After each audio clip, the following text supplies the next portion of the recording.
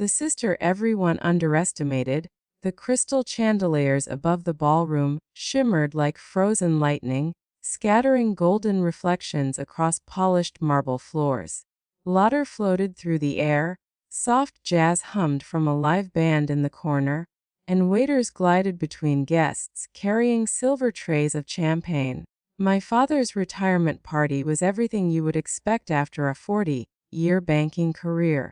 Wealthy colleagues, tailored suits, elegant dresses, and conversations wrapped in polite smiles and subtle competition. And at the center of it all stood my sister Lauren. She wasn't just part of the room, she owned it. Lauren stood confidently near the middle of the ballroom, one hand wrapped around a delicate champagne flute, the other gesturing gracefully as she spoke. People leaned toward her, drawn in by her voice, her confidence, and her reputation. I stood near the bar, partially hidden in the shadows, holding a simple glass of water. No one gathered around me. No one leaned in to hear my stories. That was fine. I preferred it that way. Lauren laughed lightly, the kind of laugh that signaled she was about to say something impressive. So I told the board, she said smoothly, if they wanted the merger to succeed, they had to restructure the debt first. Otherwise, it would collapse within 2 years. Her audience nodded, captivated, and of course, she continued, smiling modestly, I was right. Someone nearby asked eagerly, how large was the deal? Lauren paused just long enough to make the number feel dramatic. 8.4 billion. Soft gasps and murmurs rippled through the group. She didn't smile wider, but you could feel her satisfaction radiating. My bonus alone, she added casually, was enough to purchase a beach property in East Hampton. Someone whistled under their breath. My mother, standing nearby, glowed with pride. She's always been exceptional. Mom said loudly enough for everyone to hear. Harvard MBA. Youngest partner in her firm's history. Dad nodded, chest lifted slightly higher. Both my daughters have done well, he said. He gestured toward Lauren first. Lauren is a senior investment partner. Then he gestured vaguely in my direction.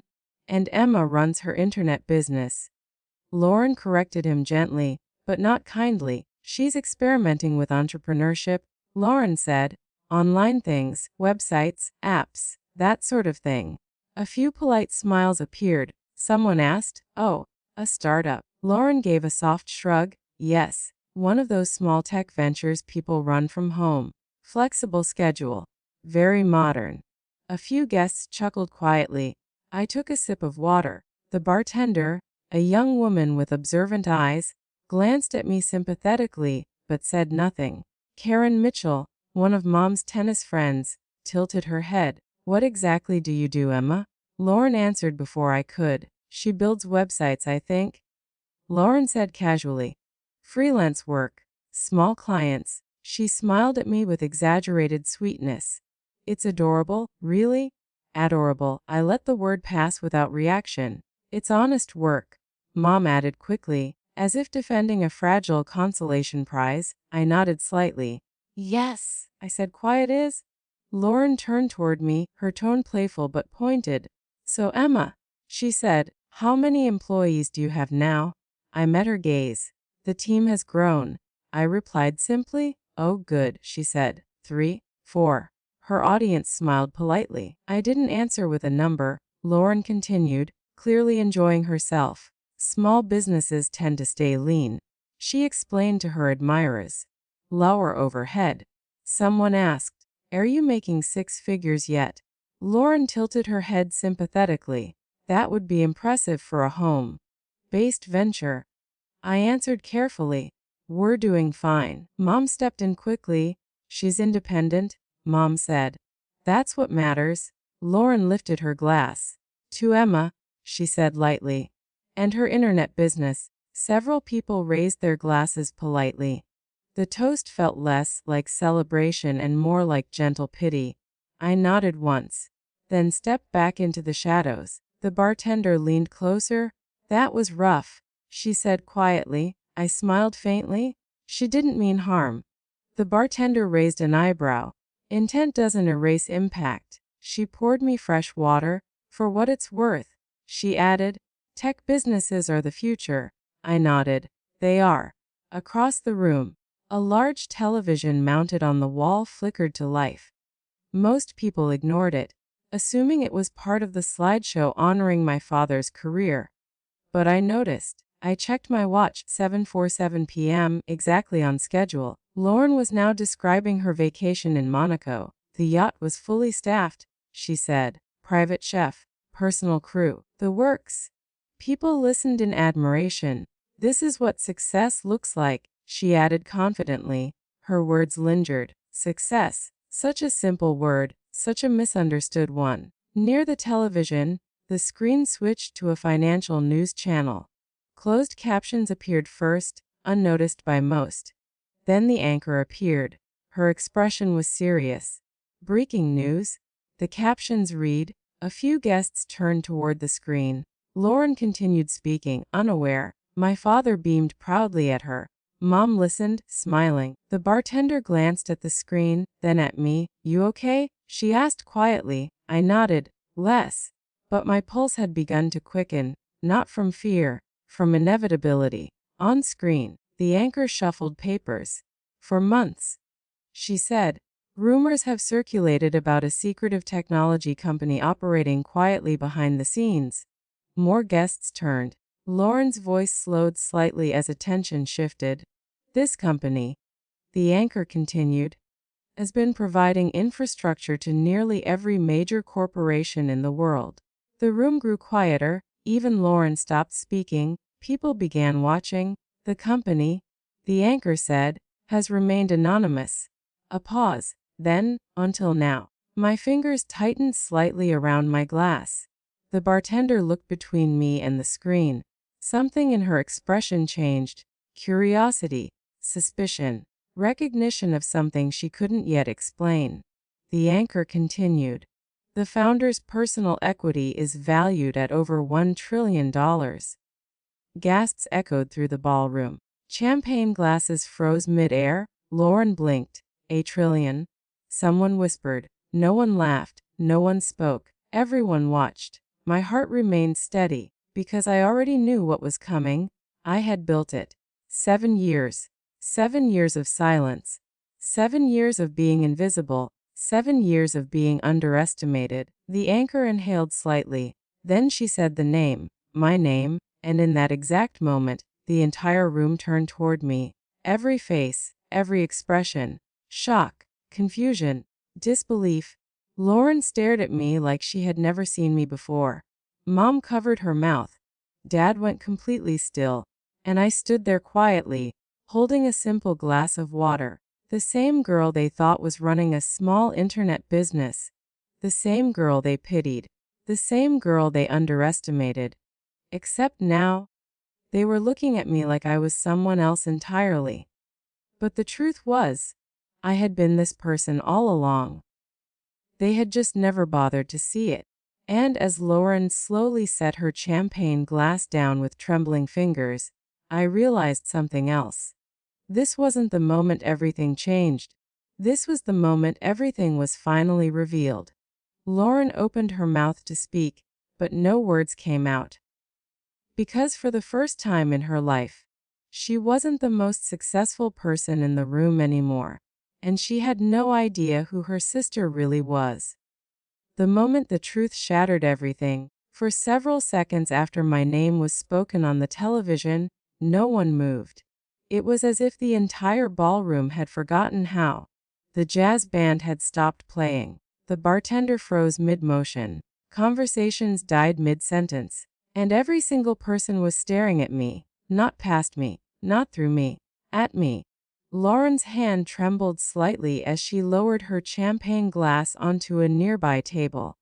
The sound of crystal touching wood echoed louder than it should have.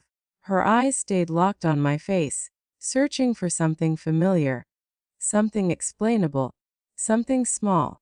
But she didn't find it, because the version of me she thought she knew no longer existed. Or maybe it never had. On the television, the news anchor continued speaking. her voice calm but electrified with importance.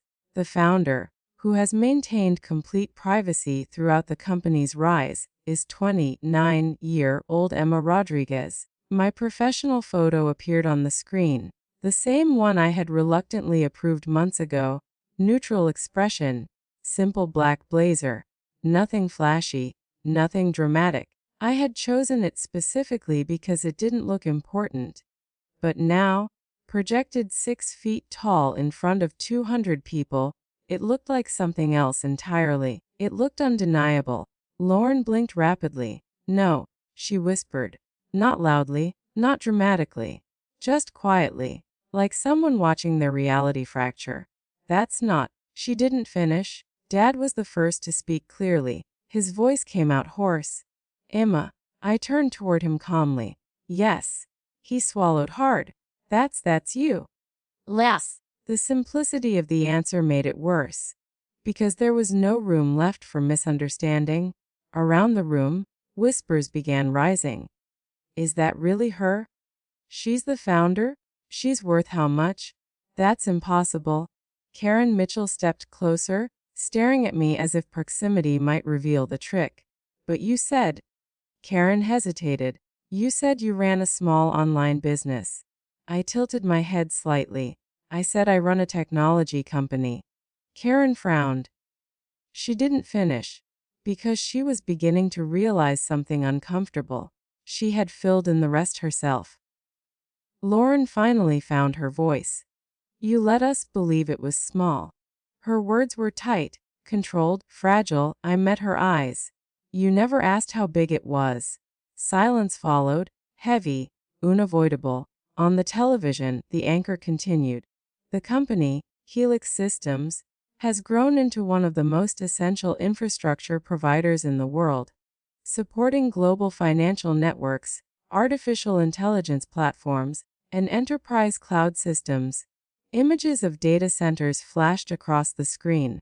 Buildings I had walked through, rooms I had designed, systems I had built from nothing. Mom spoke next. Her voice was barely audible. "How long?" "7 years."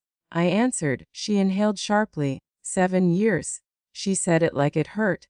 Lauren laughed suddenly. It wasn't a happy laugh. It wasn't even amused. It was disbelief trying to survive. 7 years. She repeated. 7 years and you never told us." I didn't react emotionally. "I did tell you." Her eyes snapped to mine. "When?" "Every time you asked what I did." She opened her mouth, then closed it. Because she remembered. She remembered asking casually. She remembered not listening carefully. She remembered assuming. The anchor continued. Helix Systems' valuation following its IPO announcement places its founder among the wealthiest individuals in modern history. Lauren shook her head slowly. "No." She looked at me again. "No, this doesn't make sense." Her voice cracked slightly. "You worked from your apartment." "Yes." "You wore simple clothes." "Yes." "You drove that old car." "Less." Each answer made her more uncomfortable, because none of those things were lies. They were choices. She whispered, almost to herself. "Why?" It wasn't accusation. Pure was confusion. I answered honestly. "Because I was building something." She stared at me. "That's it." "Less." She took a step closer. "You never said how successful it was." I didn't raise my voice. "You never asked." The words landed harder than anything else, because they were true. Dad sat down slowly in a nearby chair. His hands rested on his knees. He looked older suddenly, not physically, emotionally. "Emma," he said quietly, "why didn't you tell us directly?" I thought about that question carefully. Then I answered with complete honesty. "Because you never seemed interested in hearing it." Mom flinched. Lauren went still. I continued. Whenever I talked about my work, the conversation returned to Lauren's career. No anger. Just fact. "You were proud of her," I added. "And you should be." Lauren's jaw tightened. "But you didn't need to diminish mine to do that." The words hung between us. Not cruel, not harsh, just undeniable. Around us, Guests continued whispering, watching, processing. Some stared with awe, some with disbelief, some with envy, some with regret. The bartender approached slowly. She placed another glass of water in front of me. Her hands trembled slightly. "I think," she said quietly, "you deserve this." I smiled faintly. "Thank you." She leaned closer. "You knew this would happen tonight, didn't you?" I nodded. "Less." Her eyes widened. "And you still came?" "Less." She stared at me, trying to understand a mindset completely foreign to her. "To most people," Lauren spoke again, her voice softer now. "You let me talk like that." I looked at her calmly. "You chose to talk like that." Her face flushed, not from anger, from realization. Because this moment wasn't exposing my secret, it was exposing her assumptions. Her identity had been built around being the successful one, the impressive one, the superior one. And now that foundation had cracked. Not because she had failed, but because she had misunderstood. The television showed footage of Helix headquarters, engineers walking through hallways, servers glowing in endless rows, systems humming with silent power. Proof, visible proof. Lauren stared at the screen, then back at me. Her voice came out small. "You built that?" "Yes." Her eyes filled with something unfamiliar, not jealousy, not exactly, something deeper, something more painful. "Perspective." She laughed again softly. "I spent years thinking you were behind me." She shook her head. "And you were never even on the same path." I didn't respond. Because she wasn't wrong. We weren't competitors. We never had been. We had simply lived different lives. Mom stepped forward slowly. Her eyes were wet. "Emma," she whispered, "we're proud of you." The words were sincere, but they came late. Not too late, just late enough to matter. I nodded gently. "Thank you." Across the room, guests were pulling out phones, searching, confirming. Reality spreading faster than anyone could stop it. Lauren stood very still. Then she asked the question that mattered most. Not to anyone else, but to her. "Why didn't you need us to know?" I met her eyes. "Because I needed it to be real," I said. She frowned. "It was always real." I shook my head slightly. "No." I looked around the room. At first, it was fragile. I paused. Attention breaks fragile things. She absorbed that slowly, understanding forming piece by piece. For the first time in her life, she wasn't the one explaining success. She was the one learning from it. And she didn't know how to feel about that yet. Lauren had spent her entire life believing she understood success. But as she stared at me now, she realized she had never actually understood power at all. And what she said next would change our relationship forever. The weight of being seen. Lauren had always been good at recovering. It was one of her greatest strengths. In boardrooms, in negotiations, in conversations where millions of dollars depended on confidence, she never hesitated. She never faltered. She adapted faster than anyone else in the room. But this wasn't a boardroom. This wasn't a negotiation. This was reality, and she had no strategy for it. She stood a few feet away from me, her arms crossed tightly, like she was holding herself together. For the first time in her life, she didn't look powerful. She looked uncertain, not weak, just human. "I don't understand," she said finally. Her voice wasn't sharp anymore. It wasn't mocking. It was searching. "How did you do it?" It wasn't an accusation. It was a genuine question, the kind she had never asked me before. I took a slow breath. "There wasn't a single moment," I said. "It was thousands of small ones." She frowned slightly. "That's not an answer. It's the only honest one." She stared at me, waiting. So I continued. "It started with an idea," I said. "Just a theory, really. A way to process data faster than existing systems." I paused, remembering those early days. No one believed it would work. Lauren tilted her head. "But you did." "Yes." That had always been the difference. Belief, not confidence, not ego, just quiet belief. The television behind us continued showing images of Helix Systems' global presence. Offices in cities most people only saw in movies. Engineers collaborating. Screens glowing with complex code. Proof of something that had once existed only in my mind. Lauren followed my gaze to the screen. You built all of that alone. I shook my head. No. She looked relieved for a second, then I added, I built it first. Then I built the team. Her relief disappeared. She understood the distinction. Mom spoke softly beside us. Why didn't you celebrate it? I looked at her. I did. She frowned. When? Every time something worked.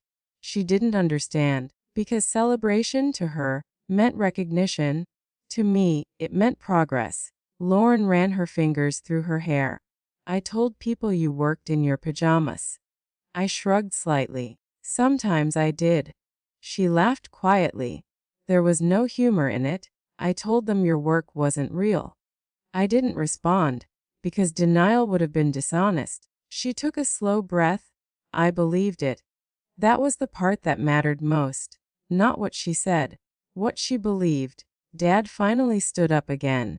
His movements were slower now, deliberate. Emma, he said carefully, were you ever going to tell us? I thought about that. Yes, I said. When? When it was ready. He nodded slowly. He understood that answer better than the others. Because he had spent his entire career building things that took time.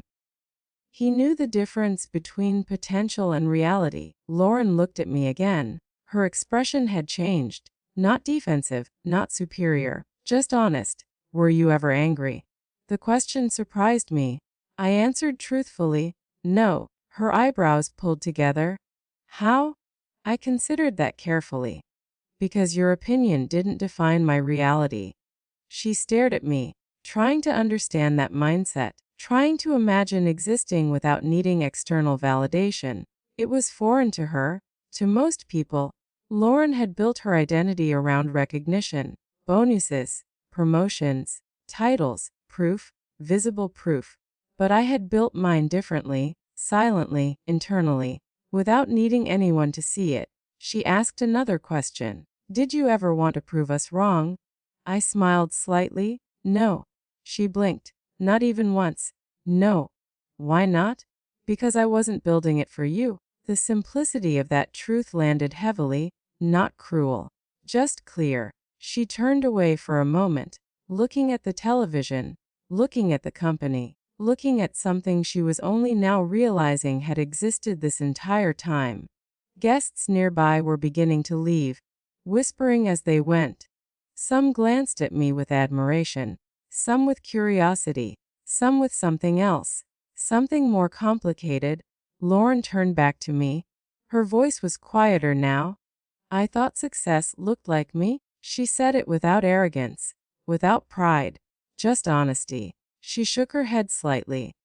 I was wrong. I didn't correct her. Because success didn't look like one thing. It looked like many things. She continued. I thought success was visible. She paused. But yours wasn't. No, I agreed. It wasn't. She studied me carefully, asking you about your business. Her voice faltered slightly. I thought I was being polite. I nodded. You were? She frowned. But I wasn't really listening. That was the real truth. Listening required curiosity. Curiosity required humility. She hadn't had that before, not with me. Mom stepped closer. We should have asked more questions. Yes, I said simply. Not accusatory, just factual. Dad spoke again. We were proud of Lauren because we understood her world. He looked at me. We didn't understand yours. That's okay, I said. And I meant it. Because understanding wasn't required. Respect was. Lauren exhaled slowly. I spent years thinking I was ahead of you. She laughed quietly. But you weren't even in the same race. I met her gaze. Wasn't racing anyone. That realization hit her harder than anything else. Because competition had always defined her. If she wasn't competing, who was she? The bartender approached again. She leaned closer to me. You handled that better than anyone I've ever seen. I smiled faintly. Most battles aren't worth fighting. She nodded slowly, understanding more than she expected tonight. Lauren spoke again. Does it feel different now? I knew what she meant. Being seen, being known, being exposed. Yes, I said. She waited. How? I searched for the right words. Quieter, I said. She frowned. That doesn't make sense. It does, I said gently. Because now I don't have to hide. She absorbed that slowly. The burden of secrecy was invisible, but it was real, and now it was gone. Lauren asked one more question, the most important one. Who are you now? I answered without hesitation. The same person I was yesterday. She stared at me, because that was the part she couldn't understand, how something so massive could change everything, and nothing at all.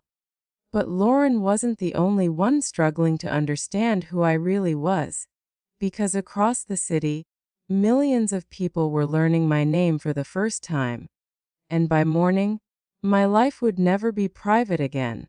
When the world started watching, by the time I reached the exit of the ballroom, the air itself felt different, not heavier, not lighter, just aware. Awareness has weight, invisible, but undeniable. And tonight, that awareness had shifted toward me.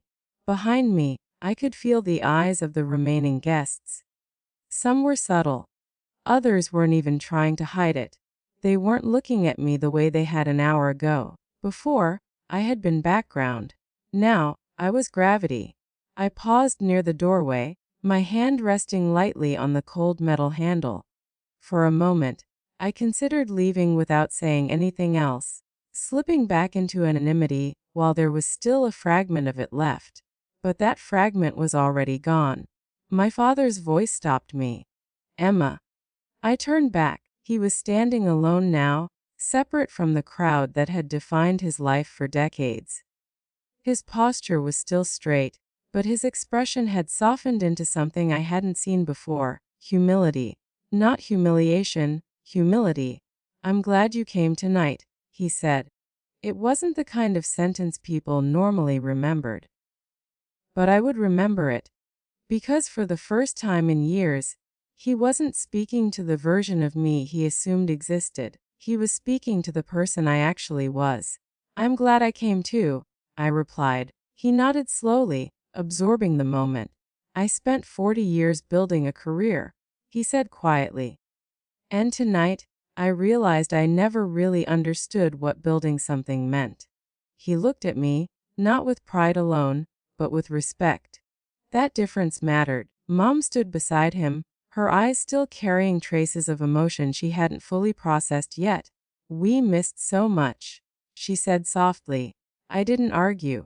Because she wasn't wrong. Lauren stood farther back, near the center of the now emptying ballroom. She hadn't moved much since our last conversation. For someone who had always been in motion, always progressing, always climbing, she suddenly looked still.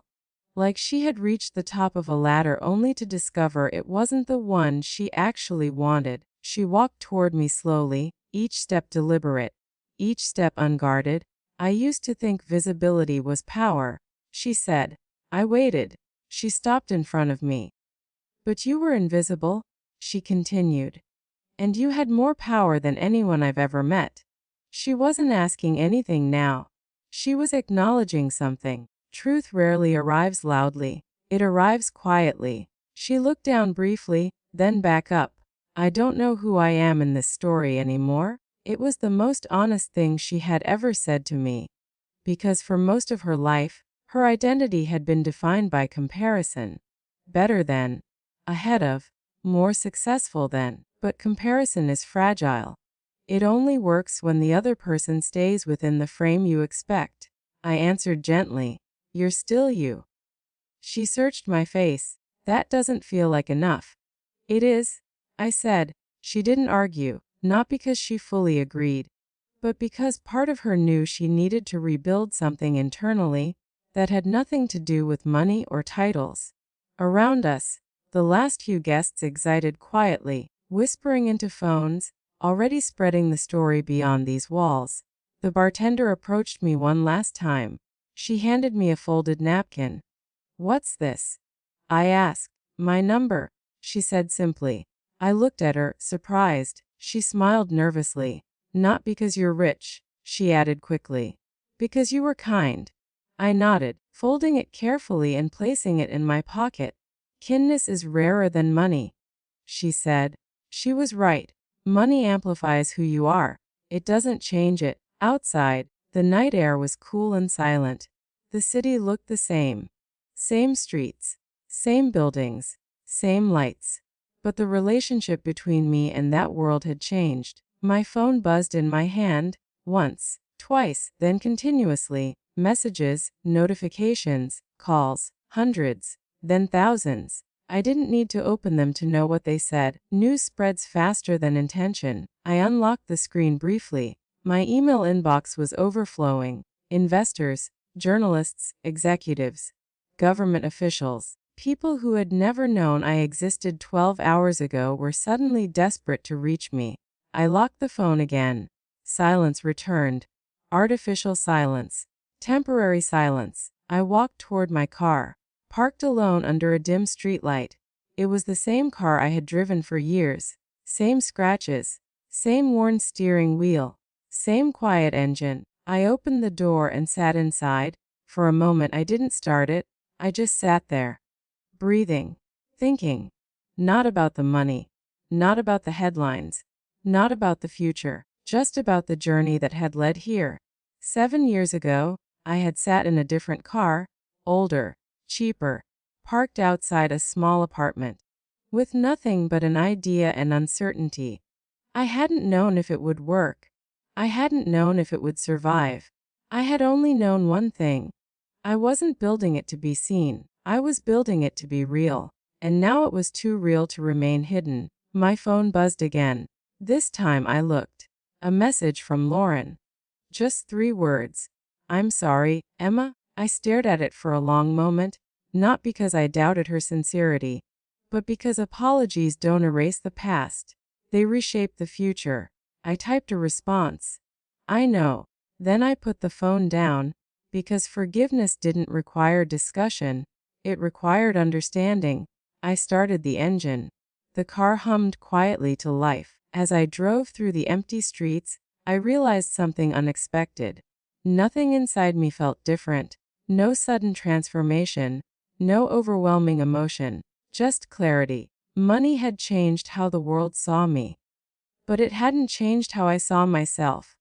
Because identity isn't built in a moment of revelation. It's built in the thousands of moments no one sees. When I reached my apartment building, I parked in my usual spot. No cameras yet, no reporters, no crowds, just quiet. But I knew that wouldn't last. Because tonight hadn't just revealed my identity to a ballroom. It had revealed it to the world. And the world would respond. Not slowly, not gently, but all at once. I stepped out of the car and looked up at the dark sky. Somewhere, millions of people were reading my name. Somewhere, headlines were being written. Somewhere, narratives were forming. Stories about who I was. Stories written by people who had never met me, never known me, never understood me. And tomorrow, I would have to decide something far more important than how to respond to my family. I would have to decide how to respond to the world.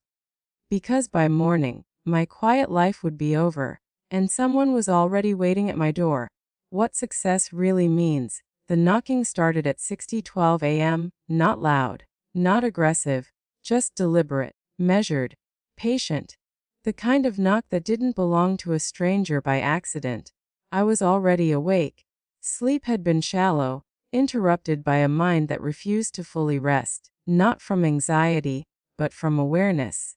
Awareness that something irreversible had happened. I sat on the edge of my bed for a moment, listening. The knocking came again. 3 slow taps. I stood, walked through the quiet apartment, and stopped in front of the door. For 7 years, this door had protected my anonymity. Today, it protected something else. Choice. I opened it. Lauren stood there. She looked different, not physically, emotionally. Her posture was less rigid, her expression less controlled, her eyes less certain. For the first time in her life, she wasn't performing confidence. She was carrying honesty. "Hey," she said softly. "Hey." Neither of us moved immediately. She looked past me briefly, taking in the simplicity of my apartment. Clean, functional, quiet, nothing extravagant, nothing designed to impress anyone. She stepped inside when I moved aside. We stood in the living room, two sisters who had shared a lifetime but never truly understood each other until now. "I didn't sleep," she admitted. "I didn't either." She nodded. "I kept replaying everything, every conversation, every assumption." She looked down at her hands. "I was never curious about your success, only comfortable with what I thought it was." I didn't interrupt, because she needed to say it, not for me, for herself. She continued, "I built my life around being impressive." Her voice cracked slightly. "But you built yours around being effective." That distinction had never mattered to her before. Now it mattered more than anything. She sat down slowly. "I don't know how to exist without comparison," she admitted. I sat across from her. "You don't need comparison," I said. She looked up. "Then how do you measure yourself?" It was a question most people never asked honestly.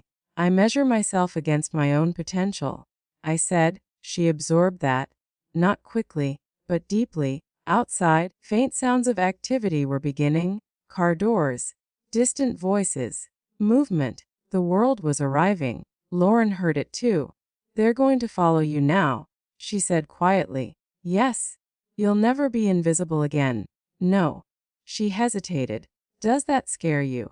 I considered the question. "No," I said honestly. "What scares you?" The answer came easily. "Becoming someone I'm not." She stared at me, because she understood that fear. She had lived it. Slowly, over years, she had become someone shaped by expectation instead of intention. She asked one more question. "Why didn't you hate me?" I met her eyes. "Because you never stopped me." She frowned slightly. "I dismissed you less. I underestimated you less. I made you feel small." I shook my head gently. "No, you made assumptions, but you never had control over my reality." That was the difference. Her perception had never defined my truth. She exhaled slowly. "I want to change." It wasn't dramatic. It wasn't desperate. It was sincere. "You will," I said. Not because change was easy, but because awareness makes it inevitable. My phone buzzed on the table. Lauren glanced at it. "No." "Why not?" "Because urgency is rarely important." She smiled faintly. "That's not how my world works." I know. Her world had always rewarded speed. Mine rewarded precision. Outside, louder voices now. Footsteps. Someone knocking on the building's main entrance. Lauren looked toward the window. "They found you." "Yes." She turned back to me. "What are you going to do?" I already knew the answer. "The same thing I did yesterday." She waited. "I'm going to work." She laughed softly, not because it was funny, because it was incomprehensible. "You have more money than anyone needs." "Yes." "You don't have to prove anything." I never did. That was the truth most people never understood.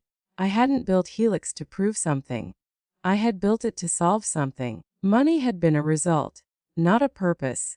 Lauren stood slowly. She walked toward the door, then stopped. She turned back. "I'm proud of you."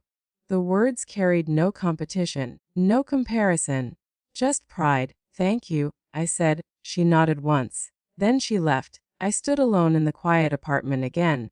Except it wasn't quiet anymore. Not really, because the world was awake now. And it knew my name. I walked to my desk, sat down, opened my laptop.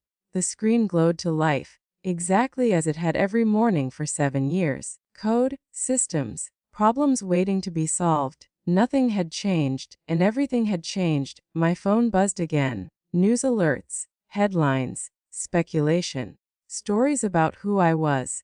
Stories written by people who didn't know me. But none of those stories mattered, Because the only story that mattered was the one I continued writing myself.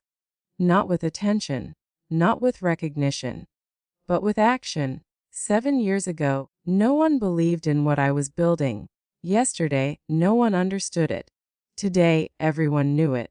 But tomorrow, I would continue building anyway. Because success was never about being seen. It was about becoming someone who didn't need to be. And for the first time in my life, Lauren understood that too. Not because I told her, but because she finally saw it herself. And that was worth more than any number attached to my name.